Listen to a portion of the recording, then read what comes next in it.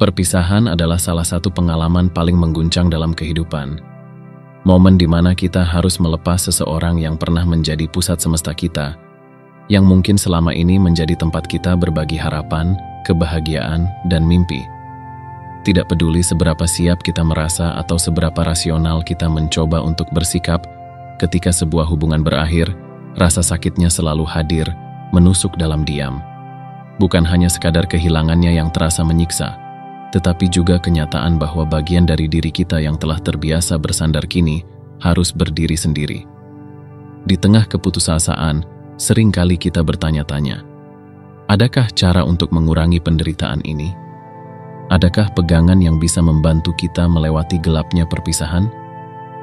Dalam kebingungan itulah, filsafat kuno seperti Stoicisme hadir menawarkan lentera. Stoicisme, yang telah teruji oleh waktu selama ribuan tahun, bukan sekadar serangkaian teori abstrak, tetapi sebuah jalan hidup yang mengajarkan kita untuk menerima ketidakpastian dengan kekuatan batin. Lewat ajaran-ajaran Stoik, kita diajak untuk tidak hanya bertahan dalam rasa sakit, tetapi juga menemukan makna di balik setiap luka.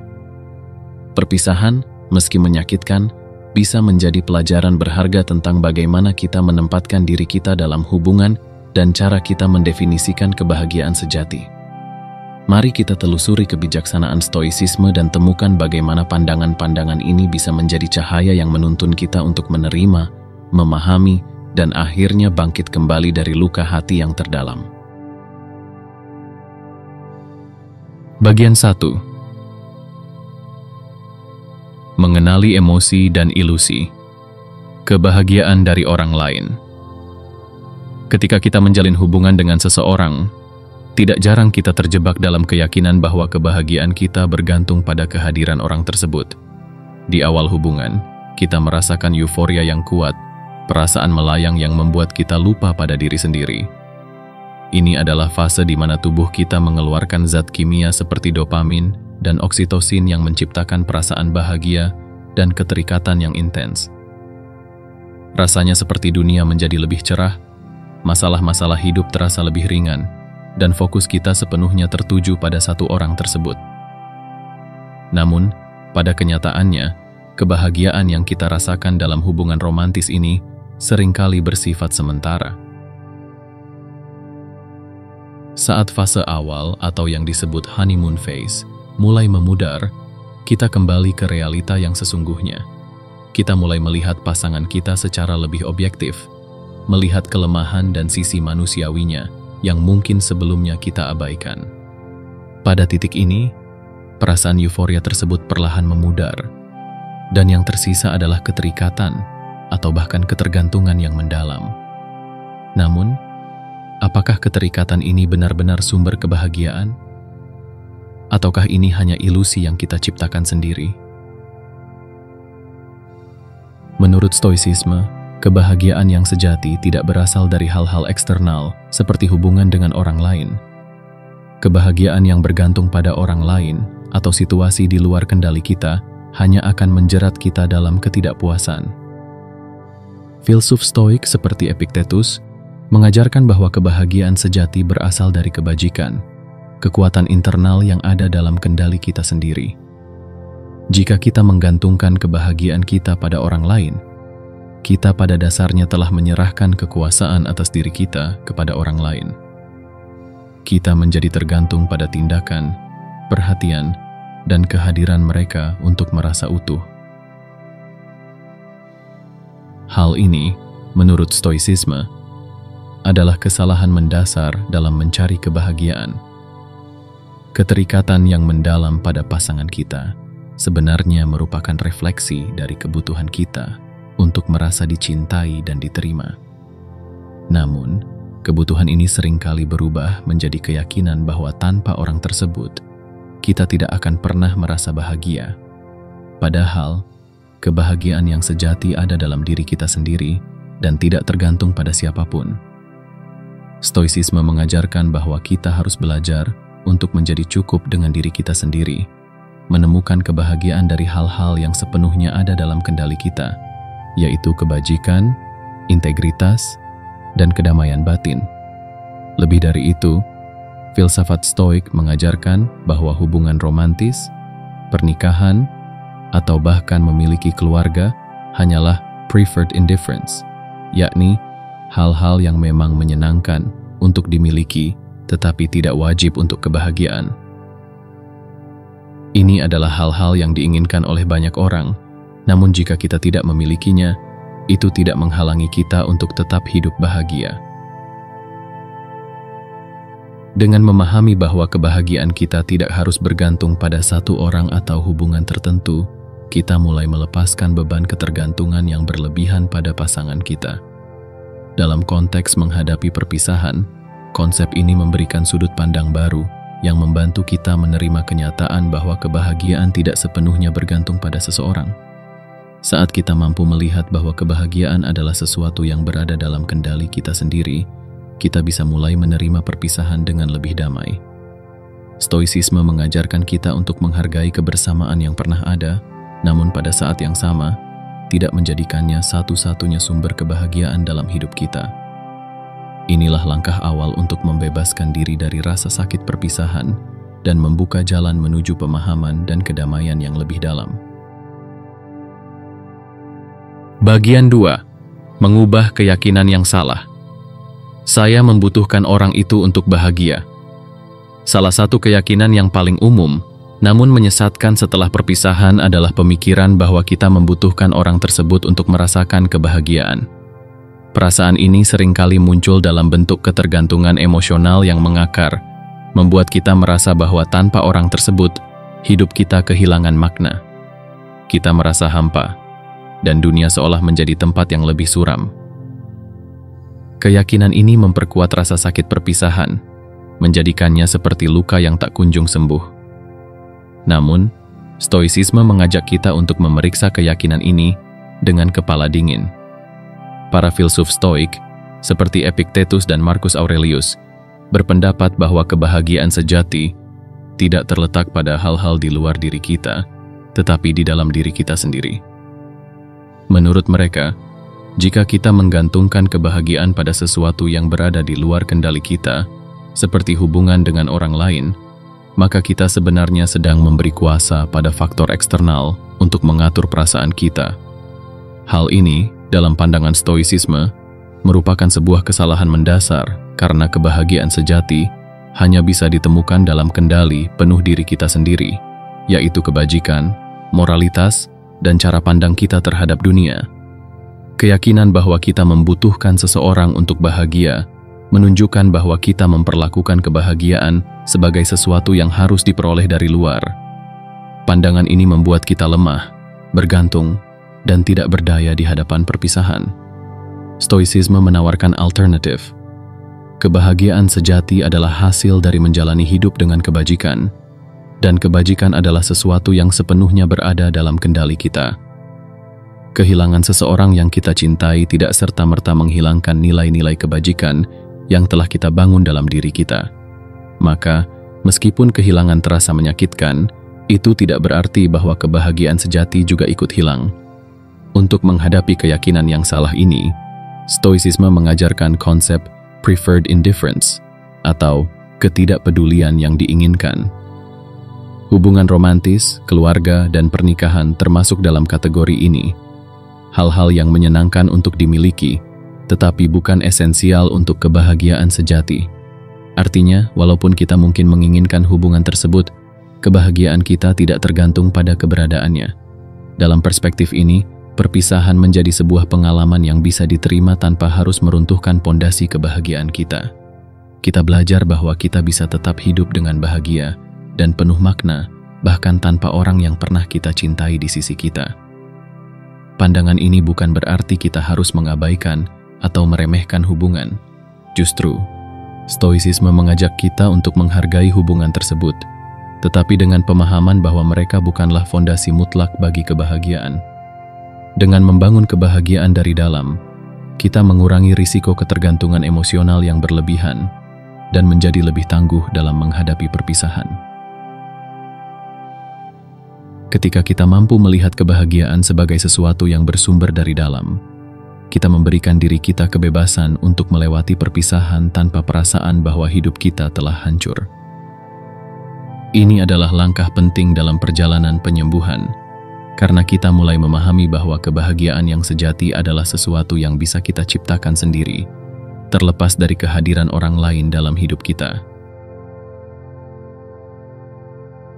Bagian 3. Menyadari kesalahan keyakinan.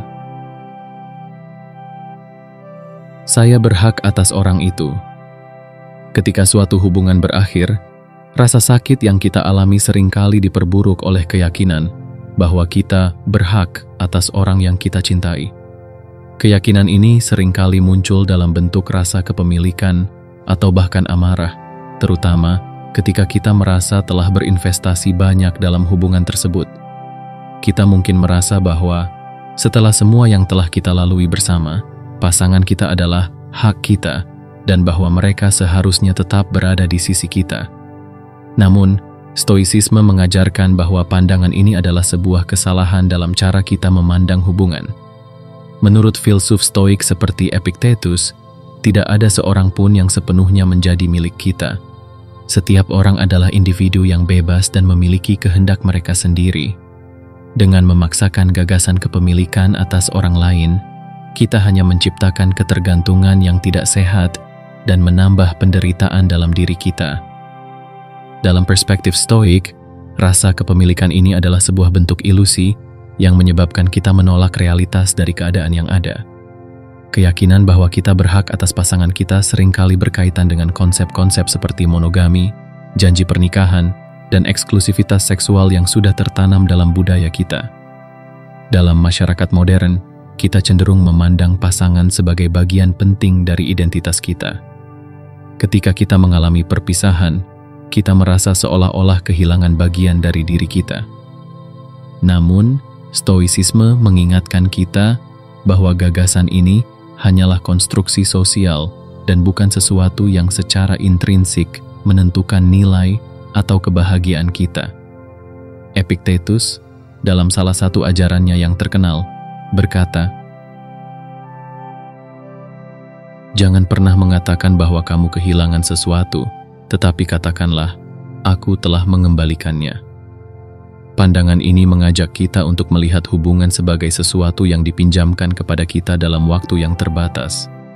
Pasangan kita, seperti halnya semua hal lainnya dalam hidup, hanyalah tamu yang sementara ada di kehidupan kita. Ketika hubungan berakhir, kita sebaiknya menerima kenyataan bahwa waktu mereka bersama kita telah selesai dan bahwa kita hanya mengembalikan apa yang pernah dipinjamkan kepada kita. Dengan cara pandang ini, perasaan bahwa kita berhak atas pasangan kita menjadi semakin lemah. Kita mulai melihat hubungan sebagai sebuah pengalaman yang indah, namun sementara, dan bukan sebagai sesuatu yang harus dipertahankan dengan segala cara, terlepas dari keadaan. Selain itu, konsep ini juga membantu kita melepaskan rasa cemburu dan marah yang sering muncul saat kita merasa hak kita dirampas oleh pihak lain. Cemburu hanyalah manifestasi dari rasa takut kehilangan, yang dalam pandangan Stoik adalah ilusi yang berasal dari keyakinan bahwa kita memiliki sesuatu secara mutlak. Menerima kenyataan bahwa kita tidak memiliki hak absolut atas pasangan kita adalah langkah penting untuk meredakan rasa sakit dan marah yang muncul setelah perpisahan. Ini bukan berarti kita harus bersikap acuh tak acuh atau tidak peduli, tetapi lebih pada melepaskan ikatan emosional yang berlebihan dan membebaskan diri dari ilusi kepemilikan. Dengan begitu, kita bisa menjalani hidup dengan lebih damai, menghargai hubungan yang telah berlalu sebagai bagian dari perjalanan, tanpa merasa bahwa kita harus memilikinya selamanya. Bagian 4. Keyakinan yang menyesatkan. Saya tidak akan pernah bisa melupakan orang itu. Salah satu keyakinan yang sering kali muncul setelah perpisahan adalah perasaan bahwa kita tidak akan pernah bisa melupakan orang tersebut. Rasa sakit yang mendalam dan kehilangan yang begitu terasa membuat kita merasa seolah-olah hidup tidak akan sama lagi, seolah-olah kita akan selalu terjebak dalam bayangan kenangan bersama orang itu. Keyakinan ini adalah sumber penderitaan yang luar biasa, karena membuat kita merasa seperti tidak ada jalan keluar dari rasa sakit yang kita rasakan. Namun, dalam pandangan Stoicisme, keyakinan ini adalah salah satu ilusi yang dapat diatasi dengan cara pandang yang tepat. Marcus Aurelius, seorang filsuf dan kaisar Romawi, mengajarkan bahwa segala sesuatu di dunia ini bersifat sementara. Dia berkata, beberapa hal datang ke dalam keberadaan, yang lain menghilang darinya. Perubahan dan perputaran terus-menerus membentuk ulang dunia, seperti halnya aliran waktu yang tak henti-hentinya membentuk keabadian. Ini adalah pengingat bahwa segala sesuatu, termasuk perasaan kita, terus berubah. Tidak ada yang abadi, bahkan rasa sakit yang kita rasakan saat ini. Waktu adalah sekutu yang kuat dalam proses penyembuhan. Meski pada awalnya kita mungkin merasa terjebak dalam kesedihan, seiring berjalannya waktu, intensitas perasaan itu perlahan akan berkurang. Terkadang, keyakinan bahwa kita tidak akan pernah bisa melupakan adalah bentuk dari perlawanan kita terhadap perubahan. Kita merasa terikat pada kenangan dan emosi yang terkait dengan orang tersebut, dan ketidakmampuan untuk melepaskan itu memperburuk rasa sakit yang kita rasakan. Dalam ajaran Stoik, melepaskan bukan berarti melupakan, melainkan menerima bahwa segala sesuatu bersifat sementara dan tidak berusaha melawan perubahan yang terjadi. Ketika kita belajar untuk menerima perubahan, kita mulai memahami bahwa rasa sakit yang kita alami adalah bagian dari proses. Melawan rasa sakit dengan berpura-pura tidak merasakannya hanya akan memperpanjang penderitaan. Justru sebaliknya, Stoicisme mengajarkan kita untuk merangkul rasa sakit itu sebagai bagian dari perjalanan hidup. Seneca, seorang filsuf Stoik lainnya, menjelaskan bahwa kita tidak perlu terburu-buru untuk menghilangkan rasa sakit. Menurutnya, kesedihan dan penderitaan di awal adalah reaksi manusiawi yang wajar. Biarkan air mata mengalir, katanya. Biarkan dirimu manusiawi terlebih dahulu. Dengan membiarkan diri kita merasakan kesedihan tanpa berusaha untuk langsung melupakannya, kita sebenarnya sedang melakukan proses penyembuhan yang lebih dalam. Tidak ada yang salah dengan merasakan kesedihan dan merangkulnya sejenak, karena hal ini akan membantu kita memahami dan menerima kenyataan dari perpisahan tersebut. Stoicisme mengajarkan kita untuk bersabar dengan proses ini, untuk menerima bahwa mungkin kita memang tidak akan sepenuhnya melupakan orang tersebut. Namun seiring waktu, rasa sakit itu akan berkurang, dan kita akan menemukan cara untuk melanjutkan hidup dengan kedamaian. Pada akhirnya, keyakinan bahwa kita tidak akan pernah bisa melupakan hanyalah ketakutan akan perubahan. Ketika kita bisa menerima bahwa perubahan adalah bagian alami dari kehidupan, kita mulai memahami bahwa perasaan ini juga akan berubah. Meskipun orang tersebut mungkin tetap menjadi bagian dari ingatan kita, waktu akan mengubah cara kita merasakan kenangan tersebut. Rasa sakit akan bertransformasi menjadi penerimaan, dan pada akhirnya, kita bisa melihat kembali kenangan itu tanpa merasa terjebak di dalamnya. Bagian 5. Cara Stoik menghadapi kesedihan. Jangan terburu-buru. Menghilangkan rasa sakit. Ketika berhadapan dengan rasa sakit akibat perpisahan, seringkali ada dorongan untuk segera menghilangkan perasaan tersebut. Kita mungkin mencari pelarian, mencoba melupakan, atau bahkan menyibukkan diri dengan berbagai aktivitas hanya untuk menutupi rasa kehilangan. Namun, menurut ajaran Stoicisme, pendekatan seperti ini bisa jadi kontraproduktif. Filsuf Stoik, Seneca, memiliki pandangan yang sangat mendalam mengenai cara menghadapi kesedihan dengan bijaksana. Seneca menyadari bahwa kesedihan adalah respons alami manusia, dan bahwa terlalu cepat mencoba menanganinya justru dapat memperburuk luka itu sendiri. Dalam surat yang ditulisnya untuk menghibur ibunya, yang berduka karena harus berpisah dengannya, Seneca mengatakan, "Saya tahu bahwa saya tidak boleh melawan kesedihan Anda selama masa-masa awalnya, agar upaya penghiburan saya tidak memperparahnya." Ia menekankan pentingnya memberi ruang bagi emosi untuk mengalir, membiarkan diri merasakan kesedihan tanpa harus segera melawan atau menghilangkannya. Dalam analogi penyakit, seperti yang diutarakannya, kadang-kadang obat yang diberikan terlalu cepat bisa memperparah penyakit. Maka, cara terbaik adalah membiarkan rasa sakit itu ada dan memberi waktu bagi diri kita untuk menghadapinya.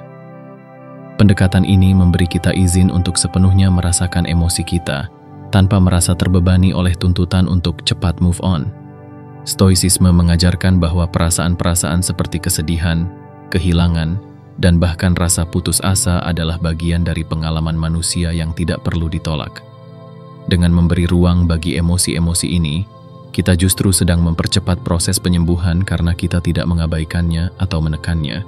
Kita menjadi lebih peka dan lebih siap untuk merangkul realitas yang ada. Namun, stoicisme tidak mengajak kita untuk terjebak dalam kesedihan yang berkepanjangan. Setelah rasa sakit itu sedikit mereda, stoicisme mendorong kita untuk memanfaatkan kekuatan pikiran rasional untuk mulai menghadapi perasaan tersebut dengan lebih bijaksana. Disinilah filsafat stoik benar-benar memberikan kontribusi besar. Ketika rasa sakit yang paling intens telah berlalu, kita bisa mulai menerapkan prinsip-prinsip stoik sebagai perban untuk luka yang ada. Pada tahap ini, kita tidak lagi menolak atau melawan rasa sakit, melainkan mengelola perasaan tersebut dengan bijak dan penuh kesadaran. Dengan memahami bahwa segala sesuatu bersifat sementara, termasuk perasaan duka, kita bisa lebih mudah menerima kenyataan bahwa waktu akan meredakan intensitas rasa sakit tersebut. Kita belajar untuk tidak terburu-buru dalam proses penyembuhan, tetapi juga tidak membiarkan diri terlalu lama tenggelam dalam kesedihan. Stoicisme mengajarkan bahwa hidup adalah rangkaian perubahan yang tak terelakkan, dan menerima perubahan itu merupakan kunci untuk mencapai ketenangan batin. Akhirnya, seperti yang disarankan Seneca, kita tidak perlu takut untuk meneteskan air mata, membiarkan perasaan kita sepenuhnya mengalir, dan menjadi manusia seutuhnya dalam proses ini. Setelah badai emosi mereda, kita akan menemukan kekuatan untuk menghadapi hidup dengan cara pandang yang lebih tenang, menerima perpisahan sebagai bagian dari siklus kehidupan yang harus kita hadapi. Melalui proses ini, stoicisme bukan hanya menjadi filsafat yang relevan dalam teori, tetapi juga sebuah panduan yang praktis dan mendalam dalam perjalanan penyembuhan hati. Menghadapi perpisahan adalah salah satu ujian terbesar dalam hidup yang seringkali membuat kita meragukan kekuatan diri. Rasa sakit yang mendalam, perasaan kehilangan, dan kekosongan yang tertinggal adalah bagian yang tak terhindarkan dari pengalaman manusia. Namun seperti yang telah diajarkan oleh filsafat stoicisme, kita memiliki kekuatan untuk merangkul, memahami, dan bahkan mengatasi penderitaan ini dengan cara yang bijaksana dan penuh kesadaran. Stoicisme mengajak kita untuk melihat ke dalam, untuk menemukan kekuatan batin yang mampu berdiri teguh bahkan di tengah badai emosi. Ketika kita mampu menerima bahwa kebahagiaan sejati bersumber dari dalam, bahwa kita tidak memiliki hak atas orang lain, bahwa semua hal bersifat sementara, dan bahwa rasa sakit adalah bagian dari proses yang alami, kita perlahan akan menemukan kedamaian. Stoicisme tidak menjanjikan keajaiban yang langsung menghapus luka hati, tetapi menawarkan pendekatan yang rasional dan berlandaskan kebajikan untuk membantu kita menjalani proses penyembuhan. Melalui penerapan prinsip-prinsip stoik, kita diajak untuk merangkul kenyataan bahwa perpisahan hanyalah salah satu fase dalam perjalanan hidup. Dengan belajar menerima perubahan dan merangkul setiap emosi yang muncul, kita dapat membebaskan diri dari penderitaan yang berlebihan dan mulai membangun kembali diri kita dengan cara yang lebih kuat dan penuh makna. Akhirnya, perpisahan, meskipun menyakitkan, dapat menjadi guru yang berharga. Dengan membiarkan waktu berjalan dan mengandalkan kebijaksanaan stoik sebagai pemandu, kita mampu berdamai dengan masa lalu dan membuka diri untuk kehidupan yang lebih damai dan penuh kebijaksanaan di masa depan.